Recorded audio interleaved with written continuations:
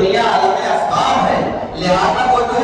بڑے خوش قسمت ہیں اور اپنے مقدر پر جتنا اترائیں اور ناز کریں وہ کم ہے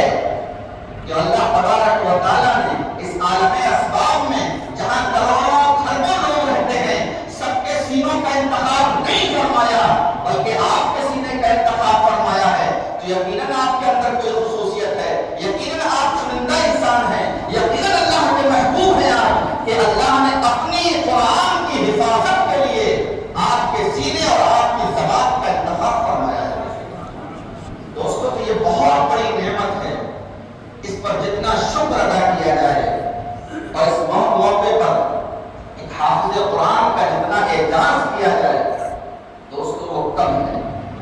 اس لیے کہ یہ قرآن کوئی معمولی کتاب نہیں ہے میرے عزیز۔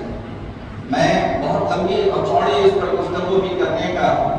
جو ہے مجاز لے کے نہیں آیا، بس چند باتیں قرآن کے حوالے سے عرض کرنا چاہتا ہوں۔ یہ قرآن یہ کوئی معمولی کتاب نہیں، اس قرآن کے سلسلے میں اللہ نے خود ارشاد فرمایا۔ بہت سارے حافظ ہیں بھول جاتے ہیں، کہیں لقمہ پڑ جاتا ہے، ایک پارا سنایا تو دو جگہ تین جگہ پہ ان کو لقمہ پڑ گیا، دوستوں چوراہوں پر بیٹھ کر یہ باتیں ہوتی ہیں کہ فلاں صاحب بول گئے، یہ بالکل غلط ہے۔ ایک حافظ جب قرآن سنا، قرآن ہے کہ آپ یہ دیکھیں اللہ نے قرآن حکیم کے سلسلے میں ارشاد فرمایا، اگر ہم اس قرآن کو پہاڑوں پہ نازل فرماتے ہیں تو پہاڑ ریزہ ریزہ ہوتے کہ نہیں۔ دوسری جگہ اللہ نے ارشاد فرمایا قولا ثقیلا، ثقیل، ثقیل مانے بھاری، قول مانے بات، قول مانے کلام، قولا ثقیلا یہ بہت بھاری کلام ہے۔ اب آئیے حدیث پاک کی طرف، کتنا بھاری ہے؟ صحابہ بیان فرماتے ہیں، حضرت عائشہ بیان فرماتی جنہوں نے